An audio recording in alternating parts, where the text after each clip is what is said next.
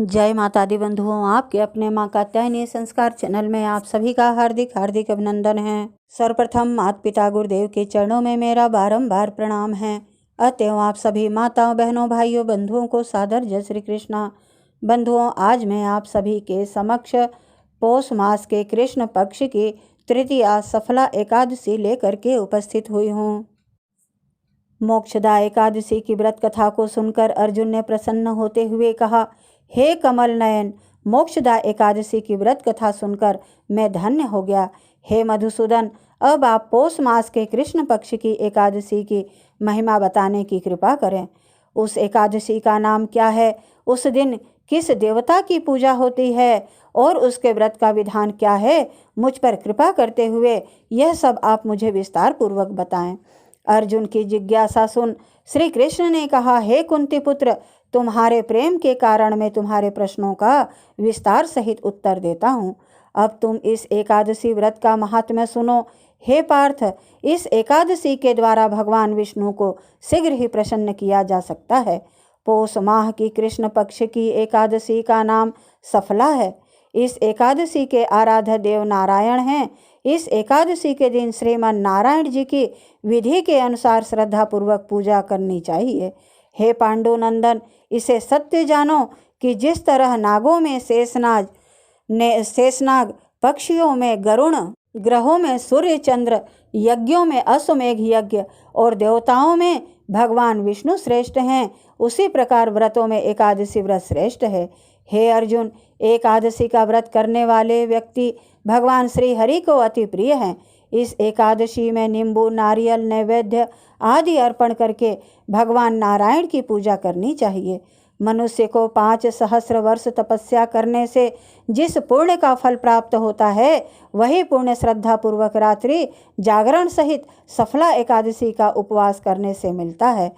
हे कुंती पुत्र, अब तुम सफला एकादशी की कथा को ध्यानपूर्वक सुनो। प्राचीन समय में चंपावती नगरी में महिष्मान नामक एक राजा राज्य करता था। उसके 4 पुत्र थे। उसका सबसे बड़ा लुम्पक नाम का पुत्र महापापी और दुष्ट था। वह हमेशा पर स्त्री गमन में तथा वेश्याओं के यहाँ जाकर अपने पिता का धन व्यय किया करता था। देवता, ब्राह्मण, वैश्य आदि सुपात्रों की निंदा करके वह अति प्रसन्न होता था। सारी प्रजा उसके कुकर्मों से बहुत दुखी थी, परंतु युवराज होने के कारण सब चुपचाप उसके अत्याचारों को सहन करने को विवश थे और किसी में भी इतना साहस नहीं था कि कोई राजा से उसकी शिकायत करता। परंतु बुराई अधिक समय तक पर्दे में नहीं रहती। एक दिन राजा महिष्मान को लुम्पक के कुकर्मों का पता चल ही गया। तब राजा अत्यधिक क्रोधित हुआ और उसने लुम्पक को अपने राज्य से निकाल दिया। पिता द्वारा त्यागते ही लुम्पक को और भी सभी ने त्याग दिया। अब वह यह सोचने लगा कि मैं क्या करूं, कहाँ जाऊं। अंत में उसने रात्रि को पिता के राज्य में चोरी करने की ठानी। वह दिन में राज्य से बाहर रहने लगा और रात्रि को अपने पिता की नगरी में जाकर चोरी तथा अन्य बुरे कर्म करने लगा। रात में वह जाकर नगर के निवासियों को मारता तथा कष्ट देता था। वन में वह निर्दोष पशु पक्षियों को मारकर उनका भक्षण किया करता था। किसी किसी रात जब वह नगर में चोरी आदि करते पकड़ा भी जाता तो राजा के डर से पहरेदार उसे छोड़ देते थे। कहते हैं कि कभी कभी अनजाने में भी प्राणी ईश्वर की कृपा का पात्र बन जाता है। ऐसा ही कुछ लुम्पक के साथ भी हुआ। जिस वन में वह रहता था, वह वन भगवान को भी बहुत प्रिय था। उस वन में एक प्राचीन पीपल का वृक्ष था तथा उस वन को सभी लोग देवताओं का क्रीड़ा स्थल मानते थे। वन में उसी पीपल के वृक्ष के नीचे महापापी लुम्पक रहता था। कुछ दिन बाद पौष मास के कृष्ण पक्ष की 10वीं के दिन वस्त्रहीन होने के कारण लुम्पक तेज ठंड से मूर्छित हो गया। ठंड के कारण वह रात को सो न सका और उसके हाथ पैर अकड़ गए। वह रात बड़ी कठिनता से बीती, किंतु सूर्य के उदय होने पर भी उसकी मूर्छा नहीं टूटी। वह ज्यों का त्यों पड़ा रहा। सफला एकादशी की दोपहर तक वह पापी मूर्छित ही पड़ा रहा। जब सूर्य के तपने से उसे कुछ गर्मी मिली, तब दोपहर में कहीं उसे होश आया और वह अपने स्थान से उठकर किसी प्रकार चलते हुए वन में भोजन की खोज में फिरने लगा। उस दिन वह शिकार करने में असमर्थ था, इसलिए पृथ्वी पर गिरे हुए फलों को लेकर पीपल के वृक्ष के नीचे गया। तब तक भगवान सूर्य अस्ताचल को प्रस्थान कर गए थे। भूखा होने के बाद भी वह उन फलों को न खा सका, क्योंकि कहाँ तो वह नित्य जीवों को मारकर उनका मांस खाता था और कहाँ फल। उसे फल खाना तनिक भी अच्छा नहीं लगा, अतः उसने उन फलों को पीपल की जड़ के पास रख दिया और दुखी होकर बोला, हे ईश्वर, यह फल आपको ही अर्पण है, इन फलों से आप ही तृप्त हों। ऐसा कहकर वह रोने लगा और रात को उसे नींद नहीं आई। वह सारी रात रोता रहा। इस प्रकार उस पापी ने अनजाने में ही एकादशी का उपवास कर लिया और अनजाने में ही उससे एकादशी का व्रत हो गया। उस महापापी के इस उपवास तथा रात्रि जागरण से भगवान श्री हरि अत्यंत प्रसन्न हुए और उसके सभी पाप नष्ट हो गए। सुबह होते ही एक दिव्य रथ अनेक सुंदर वस्तुओं से सजा हुआ आया और उसके सामने खड़ा हो गया।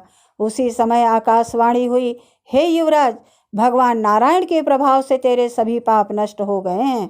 अब तू अपने पिता के पास जाकर राज्य प्राप्त कर। जब यह आकाशवाणी लुम्पक ने सुनी तो वह अत्यंत प्रसन्न होते हुए बोला, हे प्रभु, आपकी जय हो। ऐसा कहकर उसने सुंदर वस्त्र धारण किए और फिर अपने पिता के पास गया। पिता के पास पहुंचकर उसने सारी कथा पिता को सुनाई। पुत्र के मुख से सारा वृतांत सुनने के बाद पिता ने अपना सारा राज्य तत्क्षण ही पुत्र को सौंप दिया और स्वयं वन में चला गया।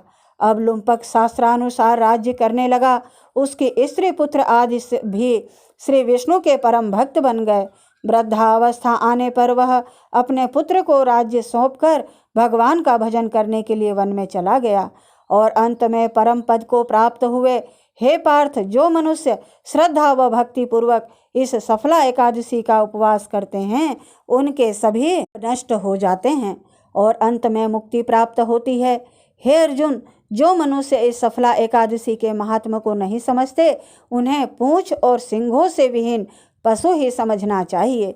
सफला एकादशी के महात्म को पढ़ने अथवा श्रवण करने से प्राणी को राजसूय यज्ञ के समान फल प्राप्त होता है।